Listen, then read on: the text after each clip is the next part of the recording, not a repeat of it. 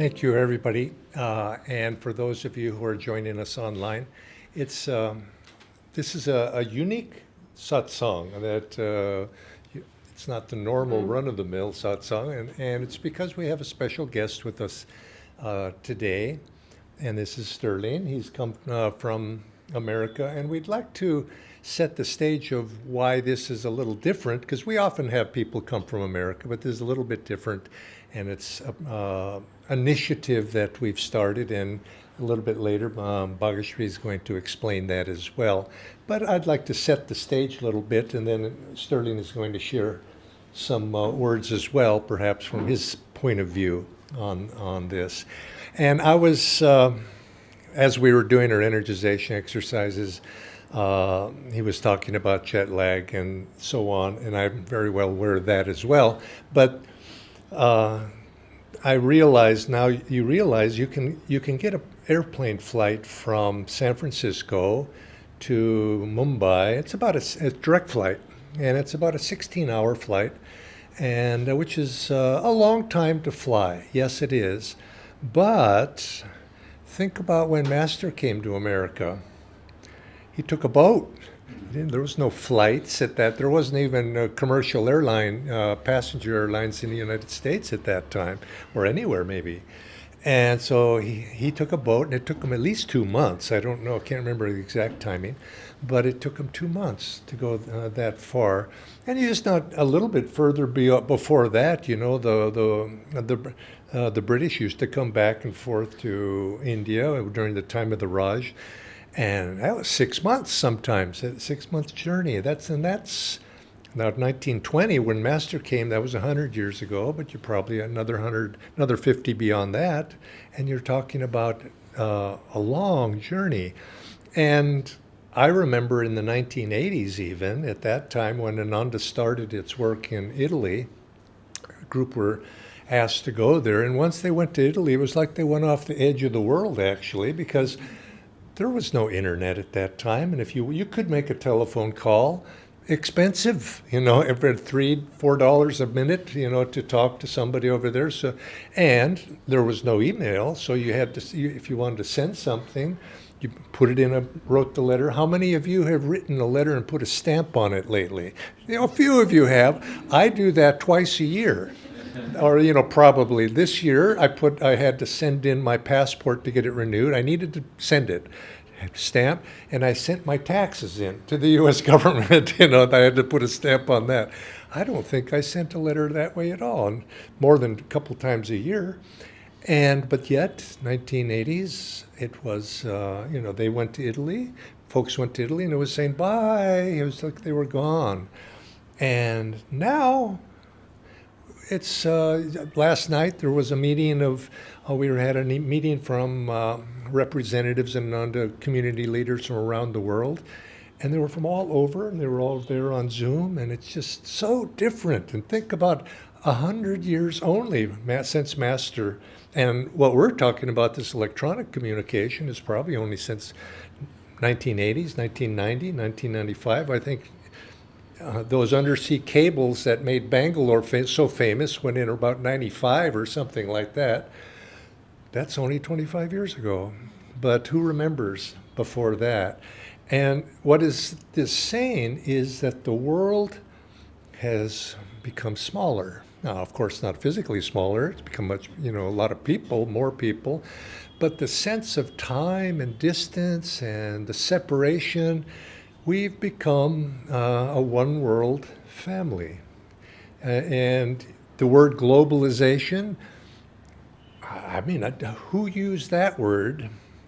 I didn't, certainly, and I don't know when that came into common use, in the 1980s, maybe when this whole internet thing started. Everything has changed, and what the distances that have separated us are no more there. And the other part that strikes me about this, it's not only that that's all happening, but it's accelerating. It's getting faster. And you think, oh my God, you know, 100 years, 25 years, maybe that is the equivalent of 5 years you know, pretty soon. And so this sense of the world is coming together in that way, and it fulfills a prophecy that Sri Yukteswar made 130 years ago, or in the 1890s, when he said, we're entering this age, a new age, an age of energy in which space will be annihilated or overcome.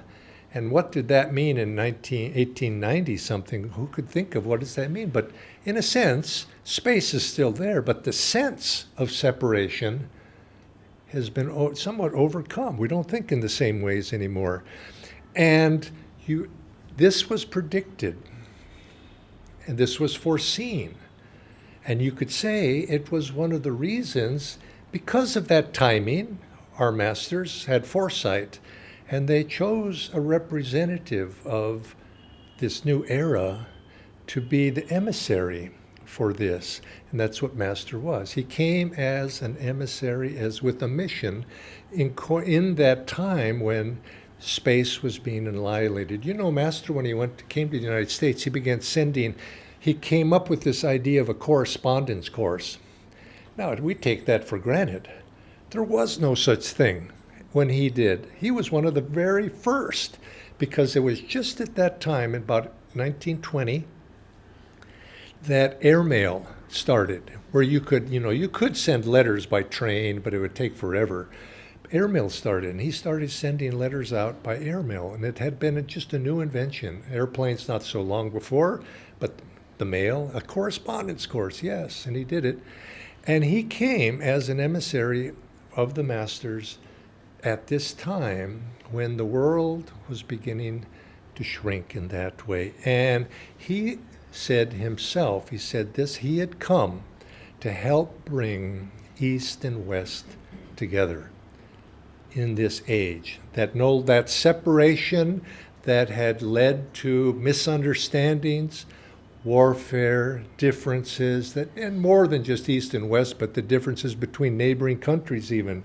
Distance creates separation, and that in the age to come, that those separate way of relating to one another were going to be overcome.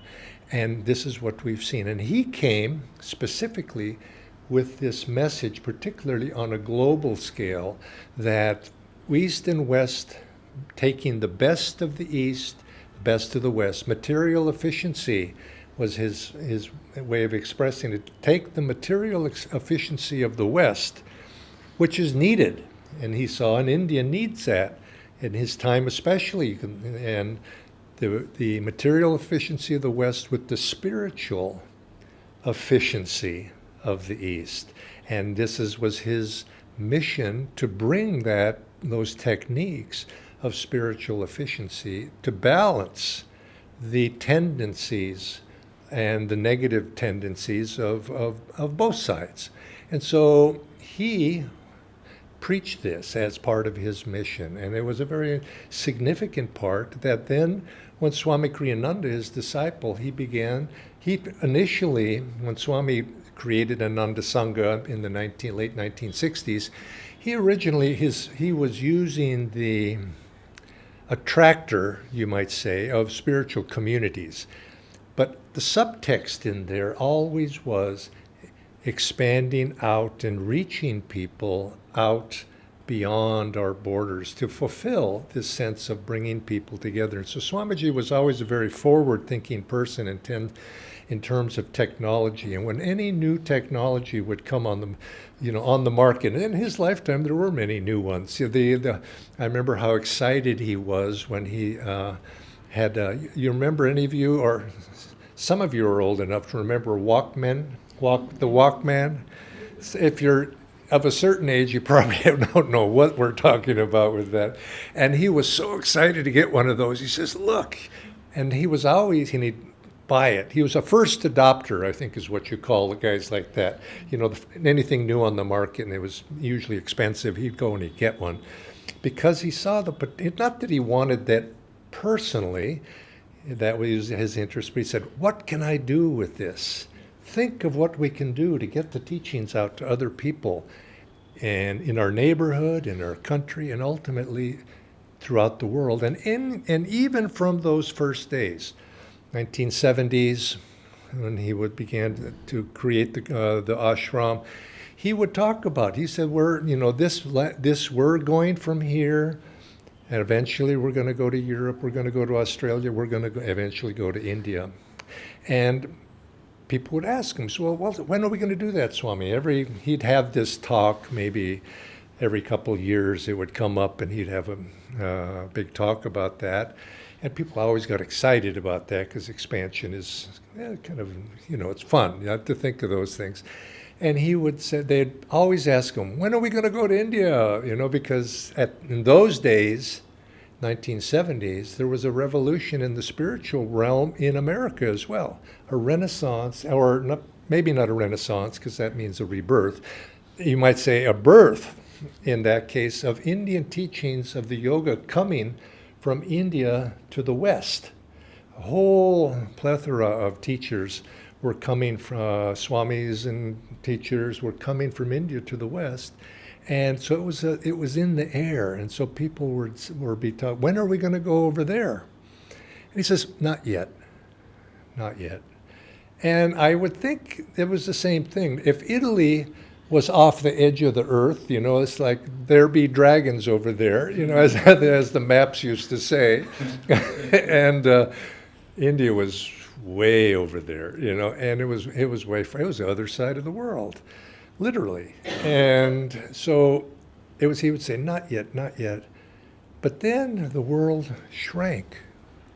We did go to Europe. We established a work there. And he was waiting for a sign to extend the work further.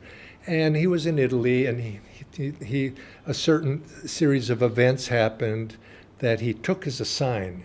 And as soon as somebody had written him a letter, and he took that as a sign that they had expressed an interest in doing some work of publishing his books in India, and they wanted his advice and how they might go about it. Was he interested in that? And immediately he called up community leaders throughout Ananda's work around the world, and he says, I want you to come over here and in a couple days, be here. We have important work to discuss. And people were going, what? And then, so they all came together, and he says, we need to shift to India also, create a work in India. And within a matter of weeks, he was packed up and he came in 2003. But he was carrying a mission that he saw he saw this as a way to spread Master's mission, to bring East and West together, the efficiency of both sides. When he went to Master went to America in 1920, Sri Yukteswar told him, he said, forget that you're an Indian, but don't become an American. In other words, you're a world citizen. And I think that spirit is what all of us should carry. We're world citizens. Transcend this sense of I'm an American, God bless America. No, that's not a bad thing to say. We should be loyal, which Master was actually quite strong on. Be loyal to your country, but think beyond. Be loyal to humanity. Be loyal. Take the best of your country and share it with everybody, and bring everybody. And every country has some positive thing to add to the world community, and all of us, I think, is our world citizens, and we represent the best from all different directions. And this is something that's very attractive to me in terms of Ananda, is there are people from everywhere. And I mean, there's people but we're unified. And we don't identify by our differences, but we identify by our commonality. And what is that?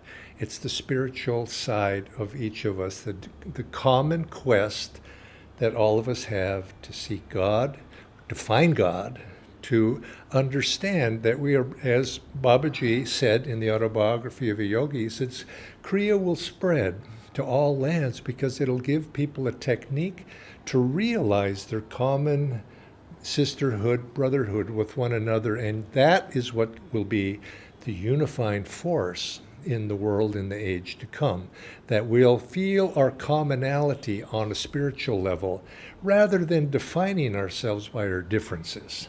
You're this, you're that, race, creed, religion, all of those things. We raise to a higher level, and we see that, yes, on this level, everything seems different. But you go a little bit below the surface, and you see they're all just individual expressions, a little bit of spice to life, for each of us being a little bit different. But yet the differences don't define us. It's the common spirit underneath those differences, or those outward appearances that unify us. And so this is what Ananda has an important aspect of what we're doing. We're sharing Master's work, but let's share it together. And that one element of that Master's work was universality, and express that universality, and people inviting and working together from people all around the world. So in that spirit, it's always been part, ever since we've started our work in Italy and ultimately here, and I should also include South America and other places as well. And one day we'll even make it into Australia. But what Swami predicted would be we'd have centers there as well. Is we've always tried to have exchange. And so all of you and some of you have participated in pilgrimages, one going back and forth. Pilgrimages from Americans have come here, and that's been a tradition. And it's one of through those pilgrimages we laid the groundwork for establishing Ananda's work here, because we started regular pilgrimages in order to get to know people and where we might land, because we knew we would shift the work here at some point. And so we had pilgrimages throughout the 1980s, 90s, regularly. Every year there was a major pilgrimage. And in the same way, we have pilgrimages here from India going to America. So that's always been a tradition. But we realized too, and we've had this before, that let's have an exchange, not people coming just to do as a pilgrim, which is good, but why not have people come to share and to serve as well. It's something we'd like to build and have service seva exchange, you might say. And so we've said, yeah, why not have that? We've always had acharyas come back and forth, but let's take more, you might say, the sangha itself. Those people, sadhakas, sevakas, those people who serve in Ananda on different levels, and it could be any endeavor. Why not they come too and build friendships and build communication, and so we get to know one another. Zoom is okay, but it doesn't match actually having somebody that you right in front of you that you can get to know. And so I think it's a little of both, but we've been doing Zoom here vigorously for the last 3 years. Let's also now add to that some physical presence exchange. And so in that spirit, especially with COVID coming to an end, Jyotish and Devi energized something that we had been talking about actually before COVID came, but we had to put it on the shelf at that time because of COVID. We says, let's get this exchange program going. And so last year, some months ago, I don't remember when it was, we had a large meeting at the village, and they were encouraging us to say, let's get this exchange program, which we've been talking about, but it was interrupted, going again. And so they put some promotional time behind it. And at the end of the meeting, and during the question and answers session, one person raised their hand, said, how do we participate in that exchange program? Now, who might that have been? It was him. It was Sterling. And so he raised his hand, and he was the one out of the group, and we said, well, let's talk. And so Sterling came forward, and we realized, this is okay, he was going to be our guinea pig, you might say. our first one. But I mean, it's not that he's the first one that's come over, but it's the first one that's come over in this program that we started. And then the second thing, he says, well, we need somebody to, from the American side and also from the Indian side, kind of, if we're going to do a little program, we need somebody to coordinate this thing, kind of, it's not for Diana and me to do that. And, it's who might that be? And it just so happened about that time there was some folks from India coming to participate in a little pilgrimage at Ananda village. And who might that have been? Showed up on the spot was Bhagashri. And we said, when the programs are over, would you stay over for a week or two? And maybe we could talk about something. And so she, I don't know if she volunteered. I think we volunteered her because she was there on the scene. And so we enlisted her, I guess you would say. And with those combination, Bhagashri says, just put together some sort of program, whatever. And so she's going to share a little bit too about that. And Sterling's going to share a little bit about his side, I think. And but I think in the years ahead, we hope that this, and I think this exchange has been happening already, and will happen in many different ways in the future. But we felt that if we just can put some energy behind it to affirm it, the universality, East and West coming together, an international team. And so when people participate in Ananda Sangha, it's more than just here in Pune. It's more than just in India. It's in Italy, and it's in other countries, and it's in America. And there you have gurubhais around the world. And you have no idea, you haven't met them yet, but someday we're going to try to find ways to hook people up to it so that we feel that through spiritually working together, this will be a force in its own little way. But I want to say something, Swami would tell us, he says, you don't realize, to you it seems like just as a little thing, it has no impact. But on a subtle spiritual level, it has a big impact.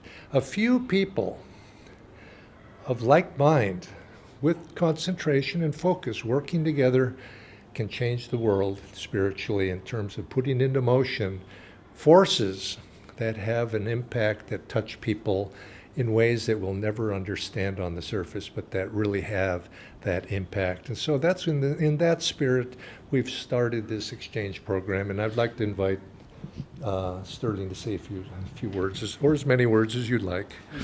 I won't limit you. More than three?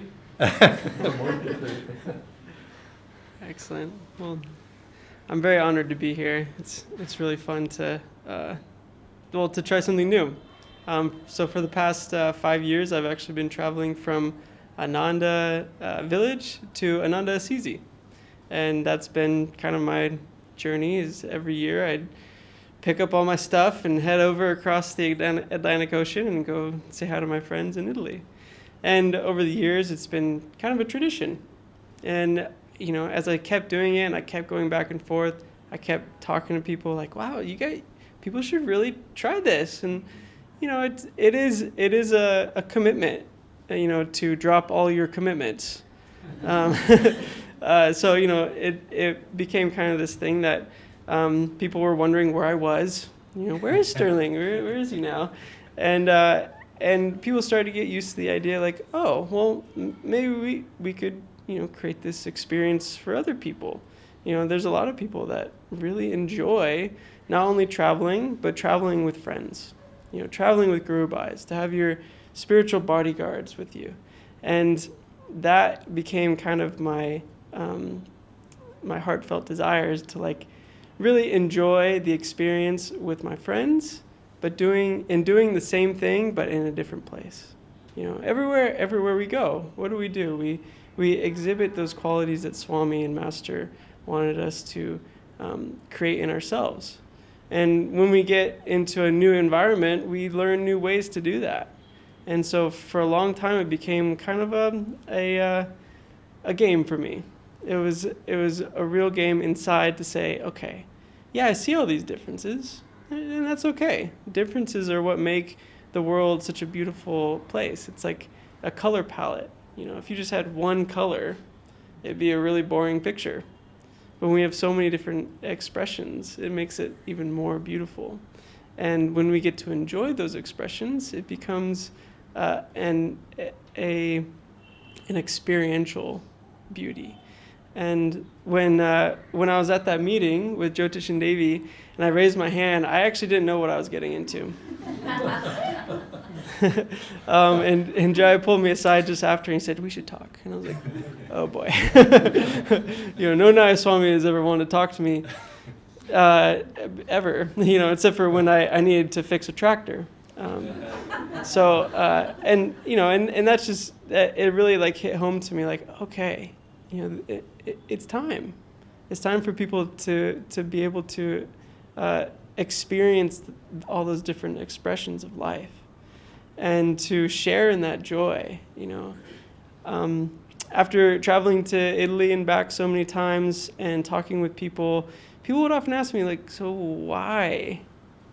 Why do you do this? Like, what's the point of going somewhere else and doing the exact same thing that you do? I was like, and I had to think about it for a second. I was like, why do I do that? It's an interesting question. And it just came to, well, I get to experience Master and Swami in different, in their different forms. Swami in America was different. The way he encouraged people, the way he supported people was different than the way that he did it in Assisi. And some of it was cultural, and some of it was just him expressing the environment that he was in. And the first time I experienced that was when I walked into the Moksha Kutir where Swami had passed away. Immediately, I was like, no, something is different here.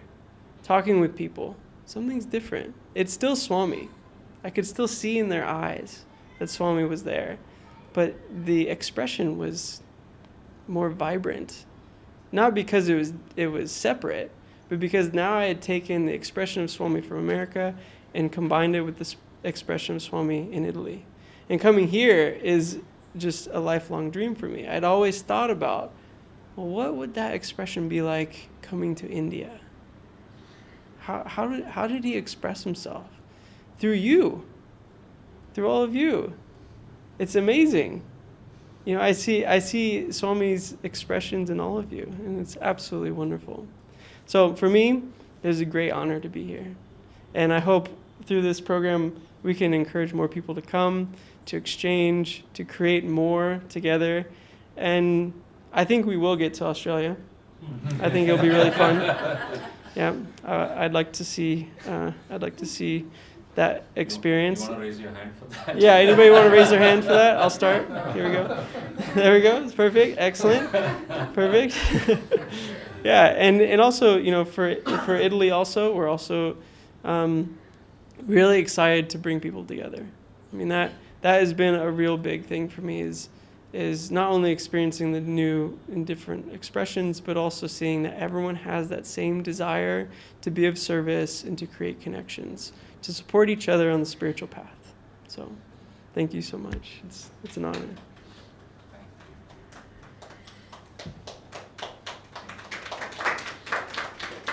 I'd like to invite Bhagyashree now to share some.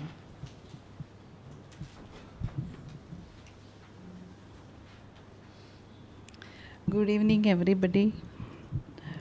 We are blessed to start this Ananda World Brotherhood East-West Exchange Program. This is the name specifically Deviji suggested, because when we were in discussion, she wanted some good name and where Master's word should be there. So Speak closer into the microphone. The microphone doesn't. Just speak loudly. So this was the name suggested by her. And now I will just brief few things what I am doing. 6 months before this all discussions started, and I was in the village, and then we just started speaking with various people in the village, understanding how they are doing it, what they are doing it, and I met many people. Means not a single day went where empty where I was not discussing this thing about what they are doing, how they are doing with many acharyas. And what I experience, I definitely want to bring that experience through this program also when the people will be going from here to village. So this program will be, currently it is for a month, but it can may increase. And as this each program will be having its own unique structure, like it is ever new joy, so similarly this program is going to be unique, each program. Now what is going to be exchange is happening on various levels. So through this program we are intentionally focusing certain type of exchange where master has laid down certain things. I would like to read one sentence because I don't want to miss the meaning of that. So I was just reading today. So I came across few lines of Master's from Journey to Self-Realization, and where he was discussing India's vision. And in that he has said that it is the point which we are discussing in East-West Exchange program is that uniting East-West culturally and spiritually by an exchange of their finest distinctive features. So, in this program, we will be trying to tap those finest distinctive features which we can exchange, East and West can exchange together. And this is what we will be doing. And when I was in the village, I was blessed to have a tea with Jyotish and Deviji, and we were discussing about this, and he was showing the paintings and the recent painting of the Divine Mother. And then we discussed about this program.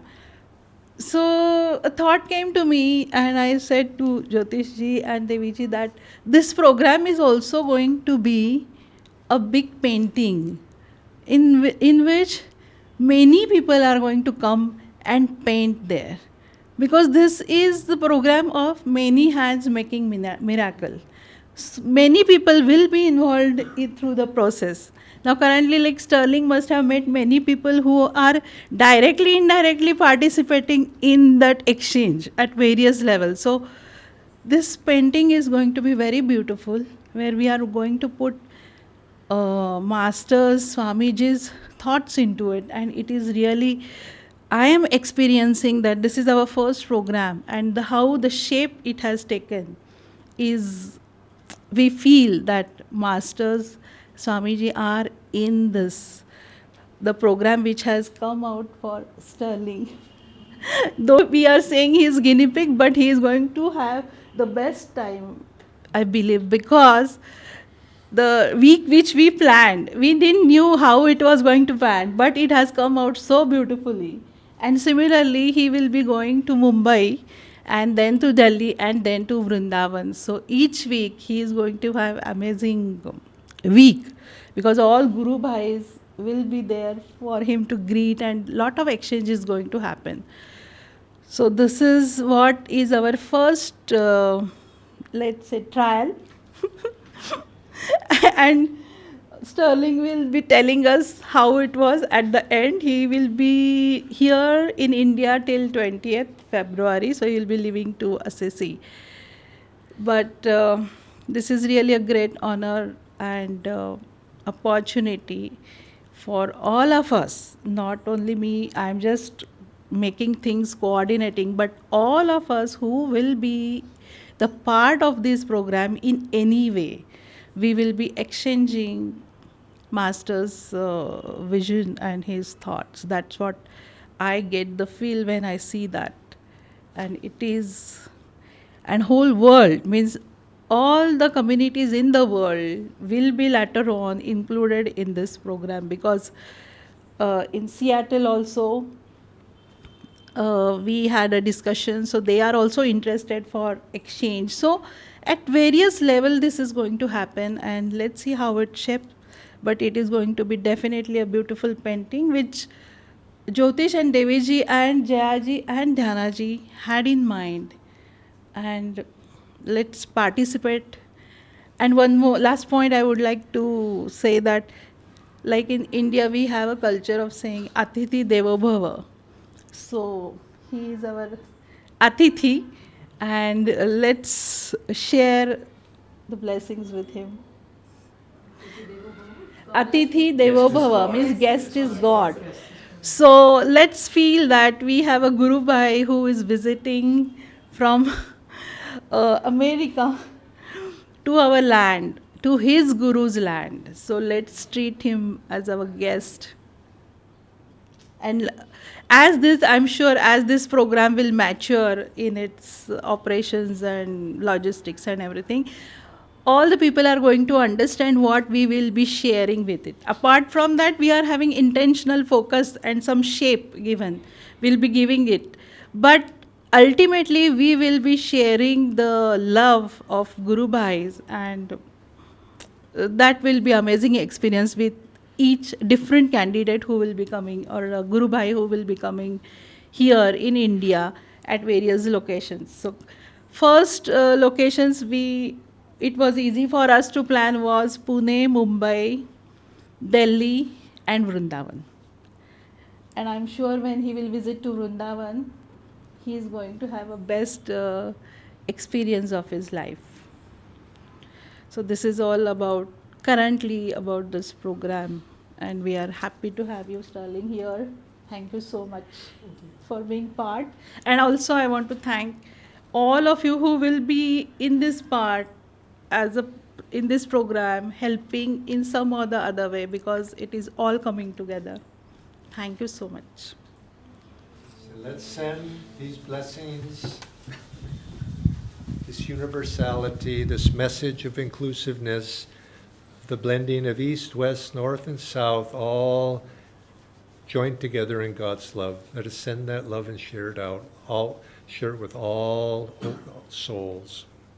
Raise our hands, 3 ohms together.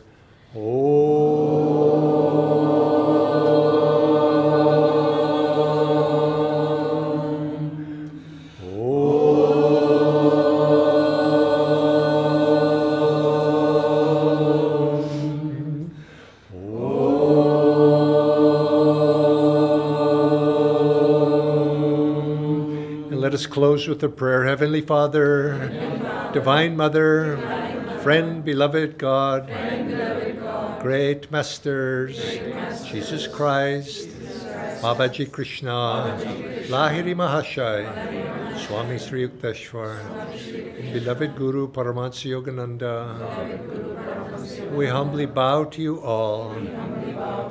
May thy love shine within us and through us to touch many souls, to bring all hearts together, East, West, North, and South. We are all thy children. Receive us. Om Shanti, Shanti, Shanti. Om joy, joy, joy to everybody.